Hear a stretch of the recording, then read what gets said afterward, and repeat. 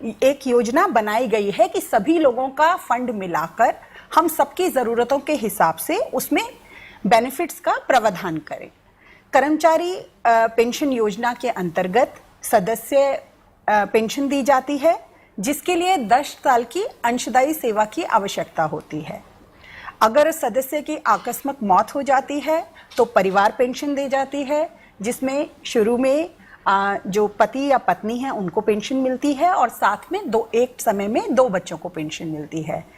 अगर माता पिता दोनों ही नहीं रहें तो ये जो बच्चों को पेंशन दी जाती है, बाल पेंशन, इसे हम ऑर्फन पेंशन में कन्वर्ट कर देते हैं, जिसमें उसका अमाउंट फिर अकॉर्डिंगली प्रोपोर्शनेटली बढ़ जाता है।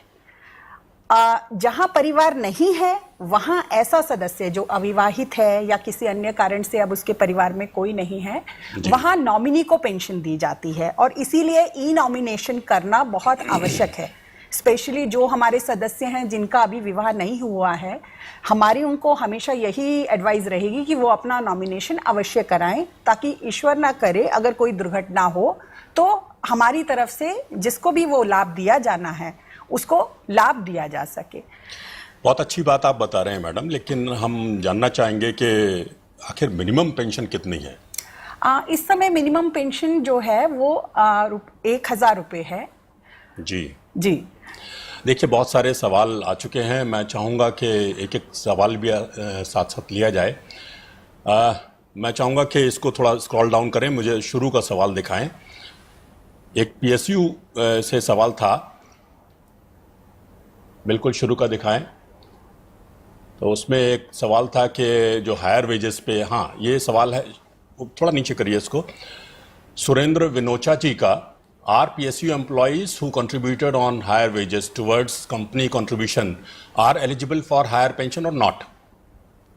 मैम देखिए, हायर पेंशन के संदर्भ में आप सभी को जैसे पता है कि सुप्रीम कोर्ट ने एक निर्णय दिया था, जिस निर्णय के कारण कुछ अवधि के लिए लोगों को ये सुविधा दी गई थी कि जो सदस्य 2014 में सर्विस में मौजूद थे, उससे पहले से सर्विस ज्वाइन कर चुके थे और 2014 के आगे भी हमारे सदस्य बने हुए थे, वो यदि चाहें तो वो अपना ऑप्शन दे सकते थे। तो उसमें हमारे पास 17.5 लाख से भी अधिक आवेदन आए हैं। अब आप खुद सोचिए 17.5 लाख कितनी बड़ी संख्या है। तो लोगों ने इसमें आवेदन दिया है। हमारे सभी फील्ड ऑफिसेस उन आवेदन पर उचित निर्णय ले रहे हैं। यहां जरूरी बात यह है कि जब हम किसी का हायर पेंशन का एप्लीकेशन एग्जामिन करते हैं तो हमें यह देखना पड़ता है, जैसा आपने कहा पीएसयू के एम्प्लॉय हैं, तो कई पीएसयू जो हैं उनके अपने ट्रस्ट थे तो ट्रस्ट के अपने रूल्स भी रहे होंगे। तो ये सब चीजें जो हमारे आरपीएफसी हैं उन्हें देखनी पड़ती है कि क्या ट्रस्ट के रूल्स थे, फिर क्या पीएफ में आपका पूरी जो हायर वेजेस थे उस पर कॉन्ट्रीब्यूशन लगातार आया है। क्योंकि हमने पाया कि कुछ संस्थानों में ये भी हुआ है कि शुरू के कुछ वर्ष हायर पेंशन पे कॉन्ट्रीब्यूशन नहीं आया, बाद में आने लगा। लेकिन चूंकि जो सुप्रीम कोर्ट का ऑर्डर है वो बहुत क्लियरली कहता है कि सिर्फ जिनका लगातार हायर पेंशन पे कंट्रीब्यूशन आया है उनको हमने ये लाभ देना है, तो ऐसी स्थिति में हम लाभ नहीं दे पाएंगे। तो जो भी एम्प्लॉय, जो भी सदस्य या जो भी स्थापना, वहां से जो आवेदन आया है, यदि वो एलिजिबल पाया गया तो उसको अवश्य पेंशन दी जाएगी हायर वेजेस पे। और हम ऑलरेडी हजारों लोगों को ये पेंशन दे रहे हैं, हायर सैलरी के ऊपर जो पेंशन दे रहे हैं वो ऑलरेडी हजारों पीपीओ इशू हो चुके हैं। मुझे लगता है कि हम लोग जो है वो हर पेंशन और हर केस को एग्जामिन करके उस पर एक स्पीकिंग ऑर्डर पास कर रहे हैं, शायद ऐसा कुछ है। जो स्पीकिंग ऑर्डर है वो 2014 से पहले जो नौकरी छोड़ चुके थे उनके लिए स्पीकिंग ऑर्डर है। जो इन्होंने कहा 2014 के बाद वाले जो केसेस हैं उनके लिए सिर्फ एक निर्णय दिया जाएगा, उसमें स्पीकिंग ऑर्डर नहीं है। लेकिन आपको logically we will tell you कि रीजन अगर आपका निरस्त होता है, अगर आपका अप्रूव होता है तो आपको एक डिमांड लेटर मिलेगा जिसमें आपको बताया जाएगा कि आपने कितनी राशि या तो जमा करनी है या आपने हमें अलाउ करना है, हमें आपने परमिशन दे देनी है कि हाँ हम आपके पीएफ से वो पैसा पेंशन फंड की तरफ डाइवर्ट कर दें। करेक्ट। तो जिनकी सही होगी एप्लीकेशन, जो एलिजिबल निकलेंगे उनको डिमांड लेटर्स आएंगे, और जिनकी नहीं होंगी उनके पास रिजेक्शन आएगा और उनको रिजेक्शन के रीजन भी बताए जाएंगे। बहुत अच्छी बात आपने बताई और हमारे दर्शक लगातार हमसे जुड़ते जा रहे हैं। संख्या when the employee contribution is taken on higher wages, then why the pension calculation is being made on lower 5 years average formula? Lower 5 years average formula, ऐसा है क्या? नहीं, ये थोड़ा सा समझने का वो है, जैसा मैंने आपको पहले बताया था कि जो पेंशन योजना है वो एक कॉमन पूल, एक कॉमन फंड पर आधारित योजना है। तो सभी सदस्यों का जो कंट्रीब्यूशन आ रहा है वो एक पूल में जा रहा है, उसी में से बेनिफिट दिए जा रहे हैं। इसका मतलब है हमें हर साल ये लेखा जोखा करना पड़ता है कि जो फंड है उसमें जो पैसा आ रहा है वो सफिशिएंट है या नहीं, क्योंकि हमें सिर्फ जो आज रिटायर हो रहा है उसे पेंशन नहीं देनी।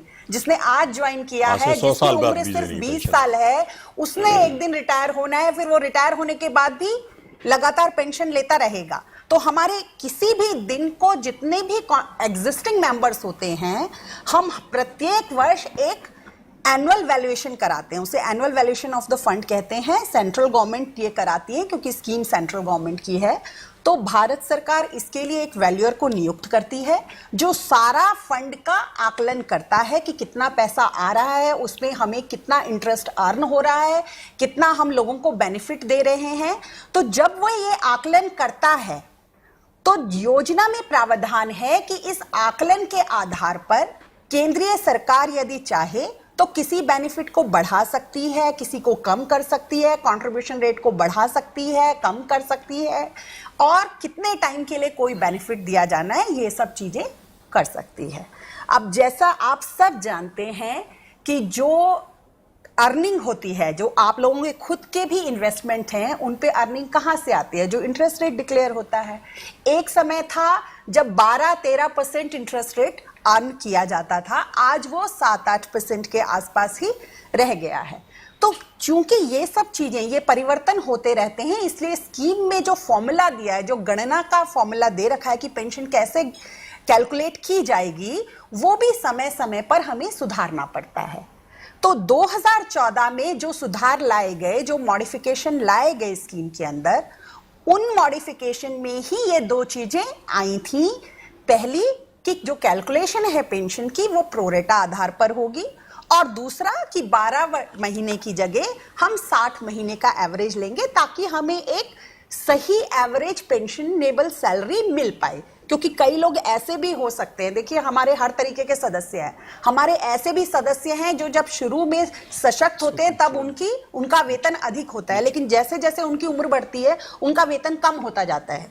तो ऐसे लोगों के लिए जब हम एवरेज लेते हैं तो वो जो आता है एवरेज, वो ज्यादा सही निकलता है स्कीम के हिसाब से भी और सदस्यों के हिसाब से भी।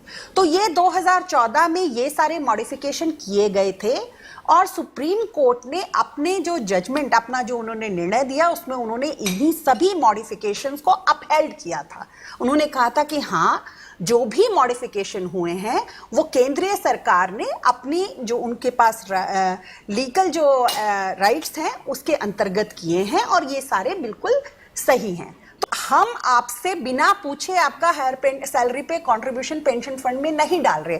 आपने भले ही हमें एप्लीकेशन दी है, तब भी हम आपको एक बार फिर से डिमांड लेटर देंगे कि आपको इतना पैसा जमा कराना है।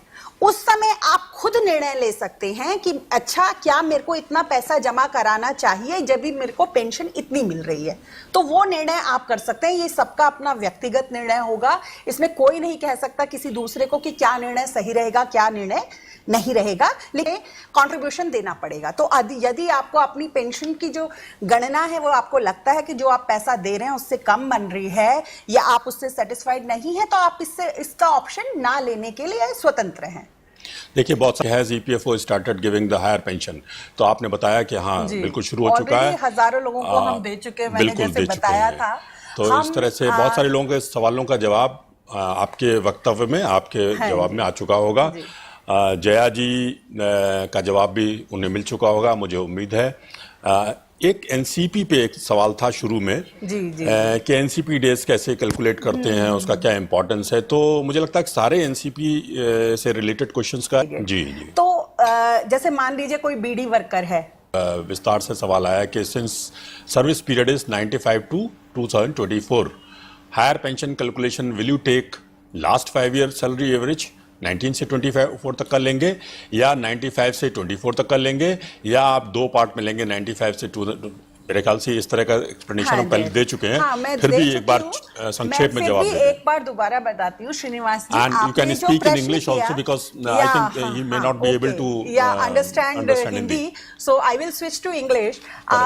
Mr. Srinivas, I hope you are there. The question that you have asked, that how pension will be calculated. So I think you might have given the higher pension application, but you must be receiving the pension on wage ceiling right now. So if you see your present PPO, you will find that the pension has been calculated in two parts. In fact, in three parts, because one part is prior to 1995, which we call past service benefit, then from 95 to 2014, and thereafter from 2014 onwards till date of exit. So already those who are getting pension on wage ceiling, they calculated on pro rata basis, that is in two parts from 95 to 2014 and separately from 2014 onwards. So the same way, pension on higher wages will also be calculated. So we will take 5-year average, but then for the period prior to 2014, we will compare it with the maximum wages that you were drawing during that period. Suppose it comes to 60,000 and at that point of time your maximum salary was only 55,000. So for that period, the pension will be calculated on 55,000, and for post 2014 period, it will be calculated on 60,000. So this pro rata is nothing new. If you will go through your existing PPO, it is already there. It's a part of the scheme, and that's how pension is being calculated. So I hope whenever you will receive the demand letter, you will just go through the pension calculation and you will compare, and you will take a decision based on your health and other condition, your family condition. Whatever decision will be yours, that EPFO will accept. Many ex-employees of Bhilai steel plant deposited lakhs of rupees as per demand note, which was भी जुड़ गए हैं. एक हमारे viewer हैं Mahalingaiah V Devinath. His question is, our establishment wants to start higher pension contribution. What is the procedure to how to start? There is no such procedure post 2014. कहना शायद ये चाहते हैं कि एक व्यक्ति था जिसकी एक साल सर्विस थी और उसकी डेथ हो गई थी, सुसाइड कर लिया था उन्होंने, बाद में उसको बताया गया कि डेथ डिक्लेयर हो गई है, तो वो एलिजिबल होंगे कि नहीं होंगे? जी, मैं आशा करती हूँ कम से कम आप लोग सब जब यहाँ पर हैं, कोई ऐसा केस कभी ना आए, लोग सुसाइड ना करें, क्योंकि जीवन सबसे अनमोल है. पैसा वैसा बाकी सब चीजें, पेंशन वेंशन चलती रहती है, सबसे इम्पोर्टेंट चीज है लाइफ, ठीक है. लेकिन अगर किसी वजह से कोई ऐसा केस आता है जहां मेंबर ने सुसाइड किया, तो ऐसा नहीं है कि सुसाइड के केस में हम बेनिफिट नहीं देंगे. सुसाइड के केस भी डेथ की तरह ही ट्रीट होते हैं.